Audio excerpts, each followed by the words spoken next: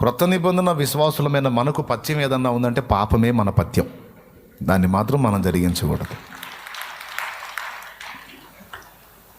ధరించే విషయంలో కానీ, తినే విషయంలో కానీ, త్రాగే విషయంలో కానీ దేవుడు అభ్యంతరపడేవేవి జరగకుండా జాగ్రత్త పడు. ఏది తినాలో, ఏది తినకూడదు, ఏది తాగాలో, ఏది తాగకూడదు చెప్పేశాడు. అది కూడా లేఖనంలో. ఇక పోతే మన ఆత్మీయ జీవితానికి ఉపయోగపడటానికి కొన్ని హెచ్చరికలు గ్రంథంలో ఇచ్చాడు. స్పిరిచువల్ లైఫ్ తేజోవంతంగా ఉండటానికి కొన్ని విషయాలు ఇవి మీకు ఉపయోగపడతాయి చూసుకోండి అని కొన్ని సంగతులు చెప్పాడు. వాటిల్లో ఉపవాస ప్రార్థన ఒకటి. మీరు ఉపవాసము చేయునప్పుడు అన్నాడా? ఒకవేళ మీరు చేయాలనుకుంటే అన్నాడా? పెద్దగా చెప్పాలి అందరూ. మళ్ళీ చెప్పండి. ఒకవేళ మీరు ఉపవాసం చేయాలనుకుంటే, ఒకవేళ మీరు ఉపవాసం చేస్తే ఇలా చేయండి అన్నాడా? లేకపోతే మీరు ఉపవాసము చేయునప్పుడు అనేసాడా? అంటే అర్థం ఏంటో తెలుసా? నా బిడ్డలైన మీరు నన్ను అనుసరించి, నా శిష్యులను అనుసరించి తప్పకుండా మీరు ఉపవాస ప్రార్థనను అనుసరిస్తారు. అనుసరించండి అని చెప్పడం కాదు, అనుసరిస్తారు. ఈ ఒక్క చోటే కాదు, ఇంకో చోట కూడా కిందనే ప్రభువు నేర్పిన ప్రార్థన మనం గమనిస్తే, మా రుణస్థులను మేము క్షమించి ఉన్న ప్రకారము నీవు మా రుణములను క్షమించుము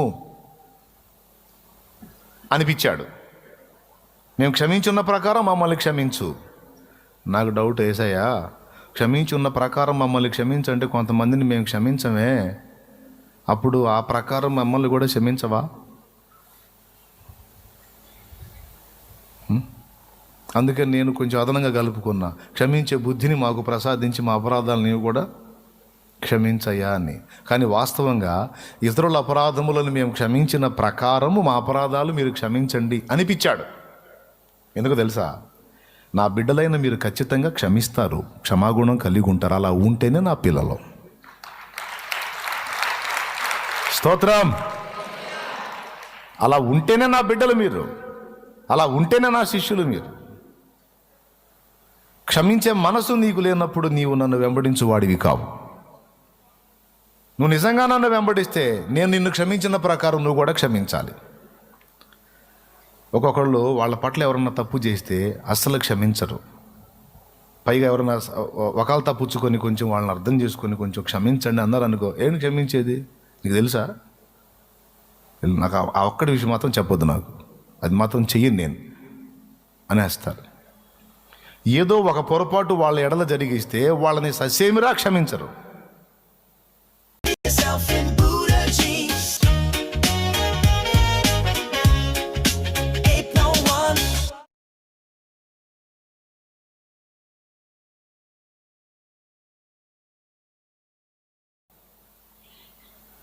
కానీ దేవుని ముందుకు పోయి రోజు అడుక్కుంటూనే ఉంటాడు, రోజు అడుక్కుంటూనే ఉంటుంది. ఏమని?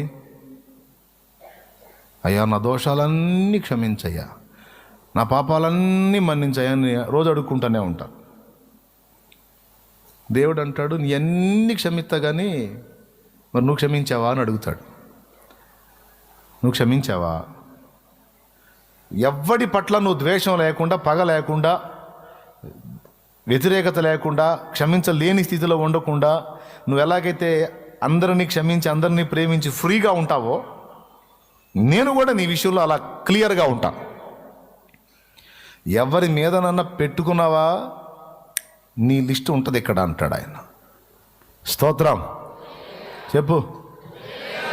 అంటే అన్నయ్య, ఇప్పుడు మనం క్షమించడానికి మనం వాళ్ళ దగ్గరికి పోయినా వాళ్ళు మొహం తిప్పుకొని పోతున్నారు, మరి ఏం చేద్దాం? అప్పుడు నీకు సంబంధం లేదు. అర్థమైందా? మనం క్షమించాము అని పోయి పలకరిద్దామని పోయినా వాళ్ళు మొహం తిప్పుకొని పోతున్నారు. ఇక్కడ దేవుడు నీకు మార్కులు వేస్తాడు. నీ వంతు నువ్వు ముందుకు అడుగేసావు కాబట్టి నీ లిస్టు కొట్టేయబడింది. వాడు ముఖం చాటేసి వెళ్ళిపోతే నీకు సంబంధం లేదు. ఇక్కడ ఇంకొకటి కూడా ఉంది.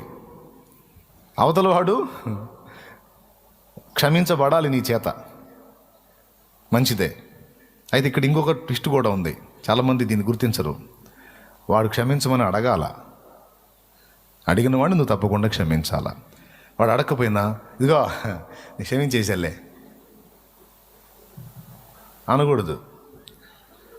కొంతమంది క్షమించవచ్చుగా, ఏదో అయింది ఏదో అయిపోయింది, క్షమించవచ్చుగా అంటారు. ఎవరైనా నా ఎడల తప్పిదం చేస్తే నా దగ్గరకు వచ్చి కొంతమంది, పోనీ అన్నా క్షమించేసే అన్నా, క్షమించవచ్చుగా అన్నప్పుడు ఇక నేను లేచి నిలబడతా. ఏదన్నా అంటారు, పోయి ఆ మనిషి వెంటబడి క్షమించే అని వెంటబడతా. అదేందన్నా, ఒరే పిచ్చోడా, నేను క్షమించాలంటే ఆ మనిషి వచ్చి అడగాలి కదరా, నన్ను అడగాలిగా.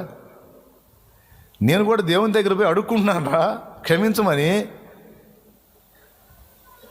నేను అడగకుండా నేను బలాదూరు తిరుగుతామంటే క్షమించేశాను దేవుడు నా వెంట పడతాడా? నేను దేవుని ముందుకు వెళ్ళి క్షమాపణ కోరినట్లుగానే నా ఎడల అపరాధం చేసిన వాడు కూడా క్షమాపణ అడగాల. నేను ఎవరి ఎడల అపరాధం చేస్తే క్షమించమని నేను అడగాల. అప్పుడు క్షమించవచ్చు. దేవునికి స్తోత్రం. ఒకవేళ కొంతమందికి అజ్ఞానం వల్ల అడగలేరు. వినండి, ఇది కూడా వినండి. ఇప్పుడు ఈ ఒక్క పాయింట్ పట్టుకొని నన్ను అడగలేదు కాబట్టి నేను క్షమించను, నన్ను అడగలేదు కాబట్టి నేను క్షమించదని మళ్ళీ మీరు ఆ టైపు దరువేసే అవకాశం ఉంది. అందుకని ఇప్పుడు దాన్ని కూడా అడ్డు వస్తున్నా. కొంతమందికి అంత మెచ్యూరిటీ ఉండదు, అడగలేరు, అడగాలని తెలియదు, కానీ దీనంగా మనకెళ్ళి చూస్తారు. పోనీలే అనుకోవాలి, నువ్వు పోనీలే బా అనుకోవాలి. కొంతమందికి అడగాలన్న సంగతి కూడా తెలియదు. కొంతమందికి అడగడానికి మొహం చల్లక రారు. అలాంటి వాళ్ళు కూడా క్షమించాల్సిందే. వాళ్ళ దగ్గరికి వెళ్ళి, నువ్వు ఇంత పొరపాటు చేసావు కదా సదరు వ్యక్తి విషయంలో, నువ్వు వెళ్ళి క్షమాపణ అడగొచ్చు. అంటే వాళ్ళు ఏమంటారు తెలుసా? ఏ మొహం పెట్టుకుని అడిగేది? నేను చిన్న పని చేశానా? నేను చిన్న పని చేశానా? గొప్ప అవమానం తెచ్చాను, చాలా ఇబ్బంది పెట్టాను, ఏమడిగేది? ఆ మనిషి ముందుకు వెళ్ళాలంటేనే నాకు సిగ్గేస్తున్నా, మొహం చెల్లట్లా, నా మొహం ఏమని చూపించేది అని కూడా కొంతమంది దూరంగా ఉంటారు. నిన్ను అడగరు వచ్చి. అలాంటి హృదయాలు కూడా ఎరిగి నువ్వు క్షమించేసేయాలి. హల్లెలూయా. ఇప్పుడు నేను అన్ని విధాలా చెప్పా. నేను చెప్పిన మాటలు మొత్తం తీసుకుని రన్నింగ్లో పెట్టాలా. వాడు అడగకపోతే నువ్వు క్షమించొద్దు అన్న పాయింట్ మాత్రమే తీసుకున్నావంటే ఏమైంది? మొహం బాగలు కొడతాడు యేసయ్య. ఎవరు? నేను కాదు, ఆయన. క్లారిటీ ఉంది కదా? అలాగే మీరు ప్రార్థించినప్పుడు, మా ఎడల అపరాధము చేసిన వారిని మేము క్షమించున్న ప్రకారము మీరు మా అపరాధములను క్షమించండి అన్నాడు. ప్రకారం ఏంటి ప్రభా? ఎవడన్నా మిస్ అయితే మిస్ అవ్వకూడదు బేటా. మేము క్షమించిన ప్రకారం అంటున్నాం. అప్పుడప్పుడు మేము కొంతమందిని మరి పగ పెట్టుకోకూడదు బేటా. పెట్టుకుంటే నీది కూడా రికార్డు ఉంటుంది బేటా, నీకు కూడా ఉంటుంది బేటా. ఆ మాట అన్నీ పక్కన పెట్టి 2 సార్లు ఎత్తాడు ఆ మాట. పరలోక ప్రార్థన చెప్పి మళ్ళీ క్లారిటీ ఇస్తాడు. మనుషుల అపరాధములను మీరు క్షమించిన ఎడల మీ పరలోకపు తండ్రియు మీ అపరాధములను క్షమించును అని ఉంటుంది చూడండి. అదొక్కటే 2 టైమ్స్ ఎత్తాడు. పరలోకమందున్న మా తండ్రి, నీ నామం పరిశుద్ధపరచబడును గాక, నీ రాజ్యం మాకు వచ్చుగాక, నీ చిత్తం పరలోకమందు నెరవేర్చినట్లు భూమి యందు నెరవేరును గాక, మాకు కావలసిన అనుదిన ఆహారము నేడు మాకు దయచేయము, మా రుణస్థులను మేము క్షమించున్న ప్రకారం నీవు మా రుణములను క్షమించుము, మమ్మల్ని శోధనలోనికి తేక దుష్టి నుండి కీడు నుండి తప్పించుము, ఎందుచేతనగా రాజ్యము బలము మహిమా శక్తి సర్వం నిరంతరం నీవై ఉన్నవి తండ్రి, ఆమేన్. ఆ కింద వచ్చిన చదవండి తర్వాత. అదిగో ఆ పై లిస్టు మొత్తంలో ఈ క్షమాపణ అన్న పాయింట్ని మళ్ళా రెక్టిఫై చేశాడు ఆయన. 2వ మారు ఎత్తాడు. Over 1 million women have loved this. Let's understand why. Introducing the అలాగే క్షమిస్తారంతే. క్షమిస్తేనే నా బిడ్డలు నా శిష్యులు, క్షమించకపోతే నా పాత్రులు కారు. అలాగే ఉపవాసం ఒకవేళ చేస్తే అలా మీరు ఖచ్చితంగా చేస్తారు, మీరు చేసేటప్పుడు ఇలా చేయండి అన్నాడు. ఇక్కడ పాయింట్ ఏంటంటే, ఆయనను వెంబడించేటువంటి పిల్లలంగా మనం తప్పనిసరిగా ఉపవాస ప్రార్థనను కలిగి ఉండాలి. ఉపవాస ప్రార్థన మన ఆత్మీయ జీవితానికి, భౌతిక జీవితానికి కూడా సూపర్గా ఉపయోగపడిద్ది. కాబట్టి వాడు కొన్ని బోధలు తీసుకొస్తాడన్నమాట. ఆ బోధలు ఎలా ఉంటాయంటే, అసలు ఉపవాస ప్రార్థన ఎందుకు, ఉపవాస ప్రార్థన అవసరమా, దేవునికి అనుకూలమైన ఉపవాసం ఏది, యెషయా గ్రంథంలో చెబుతాడు, బంధింపబడిన వారి కట్లను విడిపించుట నాకు ఇష్టమైన ఉపవాసం కాదా, దీనిలను ఆదుకోవటం నాకు ఇష్టమైన ఉపవాసం కాదా అంటాడు యెషయా గ్రంథంలో. ఆ వచనాలను చూపించి దేవుడు చేయమన్న ఉపవాసం అది కానీ తిండి మానుకొని ఓ అనమని కాదు అనేసి ఉపవాస ప్రార్థన అక్కర లేదు అనే ఒక విషతుల్య బోధన తీసుకొచ్చి లైన్లో పెట్టారు. ఉపవాస ప్రార్థన అంటేనే వాళ్ళకి హాస్యం, పెద్ద కామెడీ, వెటకారం, హేళన, ఎగతాళి. ఎందుకని? వాళ్ళు ఉండరు కాబట్టి. వాళ్ళు ఉండరు, తిండి మానుకొని ఉండలేరు. అందుకని వాళ్ళకు బోధ పుట్టించారు సాతాను ప్రేరణలో, ఉపవాస ప్రార్థన అక్కర్లేదు అని. ఉపవాస ప్రార్థన అక్కర్లేదని బోధించేవాడు ఎవడైనా సరే వాడు సైతాను ప్రేరణతోనే బోధిస్తున్నాడు, డౌట్ లేదు, 100% చెబుతున్నాడు. ఈ మాటతో ఎవడైనా నాతో యుద్ధానికి దిగితే ఆల్రెడీ 10 కత్తులు రెడీగా ఉంటాయి, 10 బాణాలు. ఎవరిని వదిలిపెట్టే ప్రసక్తే లేదు, ఎవరున్నా వాళ్ళకి తీర్చుకుంటా. దేవునికి స్తోత్రం కలుగును గాక. హల్లెలూయా. ఇక వాళ్ళు అన్నారు వీళ్ళు అన్నారని ఓ గుణగుణలాడిపోవటం, ఏదో గందరగోళం అయిపోవటం లే. ఒకటికి వడ్డీతో సహా తిరిగి ఇస్తాం, ఒకటి ఇస్తే పుచ్చుకొని వడ్డీతో సహా ఇస్తాం. ఆల్రెడీ గతంలో చెప్పాను, ఇచ్చున్నాం ఆల్రెడీ. ఇప్పుడు కొంతమంది వాళ్ళు ఇష్టం వచ్చినట్టు ప్రచారాలు చేశారు, వాళ్ళు ఇష్టం వచ్చినట్టు మాట్లాడారు, ఒక్కటి వాస్తవం లేదు. దుర్మార్గంగా ప్రచారం చేశారు. నేను ఆన్సర్ చేయాలి, నా బిడ్డలు ఆన్సర్ చేశారు. ఎందుకంటే నేను వాళ్ళ పేర్లు ఎత్తి వాళ్ళు అడిగిన ప్రశ్నలకి నేను ఆన్సర్ ఇచ్చాను అనుకో, షాలేమన్న ఈడి పేరు ఎత్తాడంటే ఈడి ఎంత తోపు అని వాడిని ఎతుకుతారు. మళ్ళా తోపు అంటే చింత తోపు లాంటి చెట్ల తోపులు ఉంటాయి పల్లెటూళ్ళల్లో. తోపు అంటే మళ్ళీ బూత్ అనుకునేరు. వీడెంత మొనగాడును వాడిని చూసే అవకాశం ఉంది. అందుకే వీడు వెధవాయి అనుకున్నోడి పేరు నేను ఎత్తను. స్తోత్రం. అదే వాడికి పెద్ద హింస. అది ఇన్నిసార్లు ఇన్ని రకాలుగా మాట్లాడితే టచ్ కూడా చేయడిందని. స్తోత్రం. నేను కాదు, నా బిడ్డలు చేస్తారు. మళ్ళీ చెప్తున్నా ఇంకొకసారి కూడా, ఉపవాస ప్రార్థన అక్కరలేదని బోధించే బోధ ఎవడు చేసినా అది సైతాను బోధ, అది దురాత్మ బోధ. ఆ బోధన పొర్రపాటును కూడా నమ్మొద్దు. తండ్రి సన్నిధి ఫ్యామిలీ మొత్తానికి చెప్తున్నా, ఇక్కడున్న వాళ్ళు, లైవ్లో ఉన్నవాళ్ళు, ఎక్కడున్న వాళ్ళు, తర్వాత వినేవాళ్ళు ఎవడైనా, ఉపవాస ప్రార్థన మనకు ఆయువు పట్టు లాంటిది. అది చాలా ప్రాముఖ్యమైంది, విలువైంది, మనకు ఖచ్చితంగా భక్తి సాధనకు అవసరమైంది. దీనికి భిన్నంగా ఎవడు ఏది బోధించినా లక్ష్య పెట్టొద్దు. చెప్పండి అందరూ, ఉపవాస ప్రార్థన అవసరమా అనవసరమా? ఉపవాస ప్రార్థన అక్కరలేదని బోధించే బోధ ఏ బోధ? పక్క. ఇక వాడు ఎన్ని వచనాలన్నా చూపించని, యేసు ప్రభు చేసిన దాదాపు 40 నెలల పరిచర్యకు 40 దినాల ఉపవాసం ఉన్నాడు ఆయన. 3.5 సంవత్సరానికి 42 నెలలు, ఇంచుమించు 42 నెలలు. 3.5 సంవత్సరం అంటే 30వ సంవత్సరంలో బాప్తిసం పొంది లైన్లోకి వచ్చాడు. వెంటనే ఉపవాసానికి వెళ్ళాడు. 40 డేస్ అరణ్యంలో ఉన్నాడు. తర్వాత వచ్చి పరిచర్య చేశాడు. ఇంచుమించుగా ఆయన పరిచర్య చేసిన నెలలన్నీ కలిపి 40 నెలలు వస్తాయి. ఆ తర్వాత సిలువ వేయబడ్డాడు, ప్రాణం పెట్టి తిరిగి లేచి ఆరోహణమై వెళ్ళాడు. తిరిగి లేచిన తర్వాత కూడా శిష్యులకు కనబడింది 40 రోజులు. తెలుసా మీకు? 40 రోజులు తిరిగి లేచిన తర్వాత వాళ్ళకి కనపడ్డది. ఆయన ఆరోహణమే వెళ్ళిన తర్వాత 10 రోజులకు 50వ రోజు, అది పెంతెకోస్తు, ఆ రోజున పరిశుద్ధాత్మ అభిషేకం వాళ్ళ మీదకి వచ్చింది. యేసు ప్రభు యొక్క 40 నెలల పరిచర్యకు 40 రోజులు ఉపవాసం ఉన్నాడు ఆయన. ఉపవాసం అక్కర్లేదని బోధిస్తాడు. మీరు ఉపవాస ప్రార్థన ఒకవేళ చేస్తే, మీకు ఇంట్రెస్ట్ ఉండి చేస్తే అనలా, మీరు చేయునప్పుడు అన్నాడు. అంటే ఖచ్చితంగా మీరు చేస్తారు. నన్ను అనుసరించేవాళ్ళు, నన్ను వెంబడించేవాళ్ళు, నన్ను ఫాలో అయ్యేవాళ్ళు తప్పకుండా ఫాస్టింగ్ ప్రేయర్ చేస్తారు. చేసినప్పుడు మనుషులకు కనబడవాలని హడావుడి చేయకుండా తండ్రి చూడాలని చేయండి. దుఃఖముఖులై ఉండకండి. మామూలుగా మీరు ఒకవేళ ఎట్లా ఉన్నా ఫాస్టింగ్ ఉన్న రోజు ఇంకా కళగా ఉండండి. రహస్యమందు నీ తండ్రి చూచినట్లు ప్రార్థన చేయండి. జనాలకి చూపించుకోవడానికి ట్రై చేయొద్దు అన్నాడు. దాన్ని మళ్ళీ ఈ బోధకులు, ఈ తేడా బోధకులు ఏమంటారో తెలుసా? మరి జనాలకి ఎందుకు ప్రచారం చేస్తున్నారు ఫాస్టింగ్ ప్రేయర్స్ అని? అంటే ఎచ్చుల కోసం కాదురా, సోదిమా లోకం అని నా సమాధానం. ఎక్స్పోజింగ్ కోసం, ఎచ్చుల కోసం కాదు. ఆ పిలుపు అందుకొని ఇంకా ఎవరైనా ఉపవాసానికి రేపబడతారని. అంటే మళ్ళీ ఇప్పుడు డౌట్ వచ్చింది ఈ ప్రసంగం వినేటప్పుడు, ఎవరన్నా అన్నారా ఎందుకు అంప తీసి శాలేమన్నని?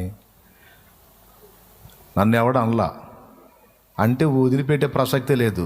చెప్పాక ఒకటి పడిందని, ఒకటి గదిలిందంటే 10 9 రెట్లు రుణం తీర్చుకుంటాం.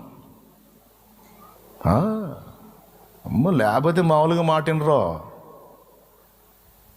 ఒకంత కదిలితే 9 రెట్లు రుణం తీరుస్తాం ఒక్కొక్కడికి.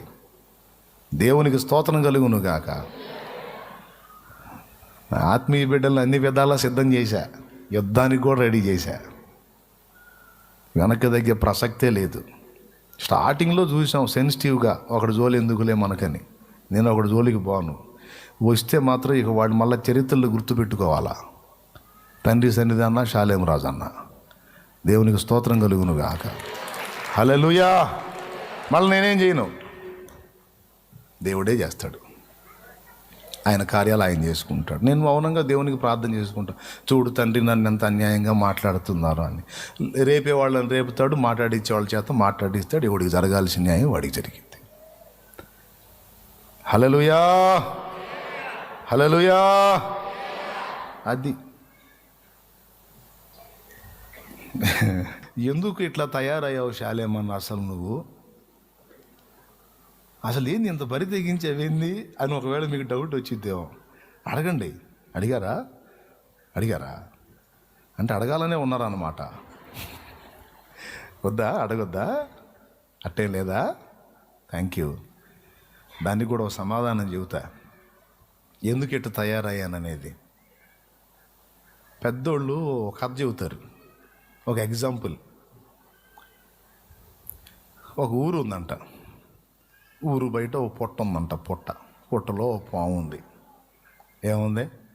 పాము ఉంది. పొట్టలో పామే కదా ఉంటుంది, ఉంది. ఆ ఊర్లో ఎవరైనా సరే అటు పొరపాటున అది ఉండేకెళ్ళిపోయినా వచ్చినా మనుషుల్ని కాటేస్తుందంట అది. కొంతమంది పేషెంట్లు అయిపోతున్నారు, కొంతమంది చావు అంచుకు పోయి వస్తున్నారు. ఇక ఆ ఏరియాకి పోవాలంటే అది ఏ జామున బయటకు వచ్చిద్దో, ఏ జామున తిరిగిద్దో, ఎటు పోయిద్దో.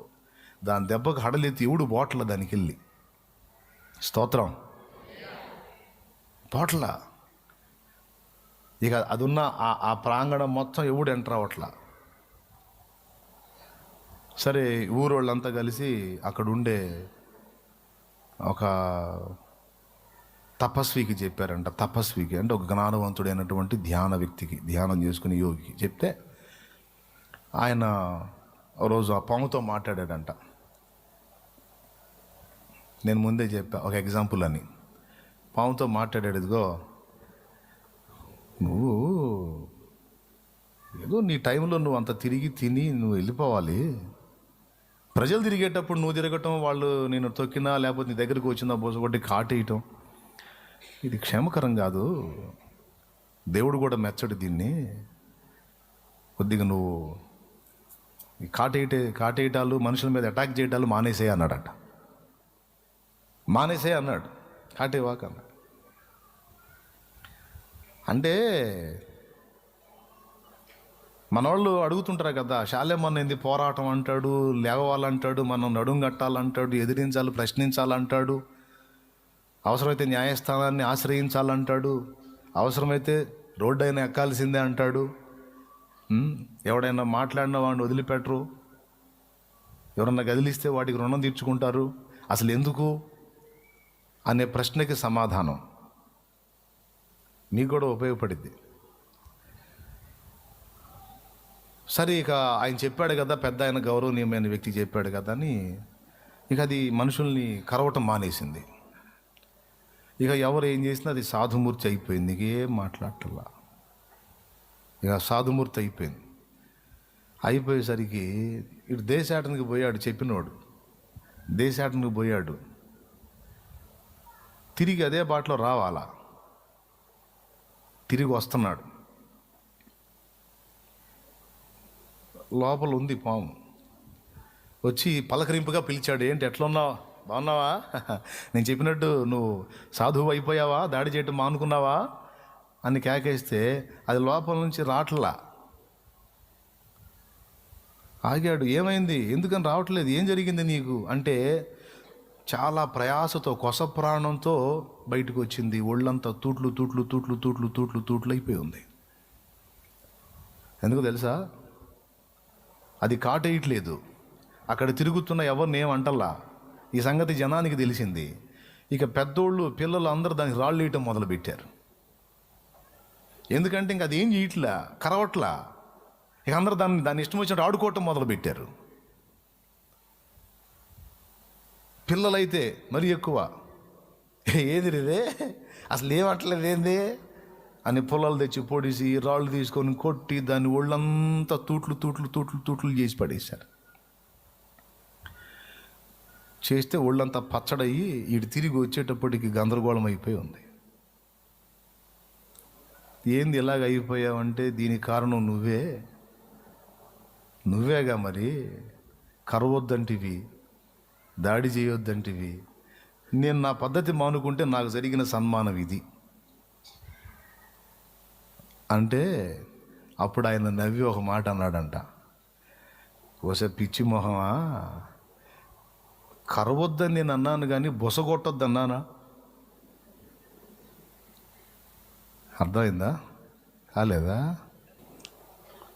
దగ్గరికి వచ్చిన వాడిని కరవద్దన్నాను కానీ బుస్ అంటే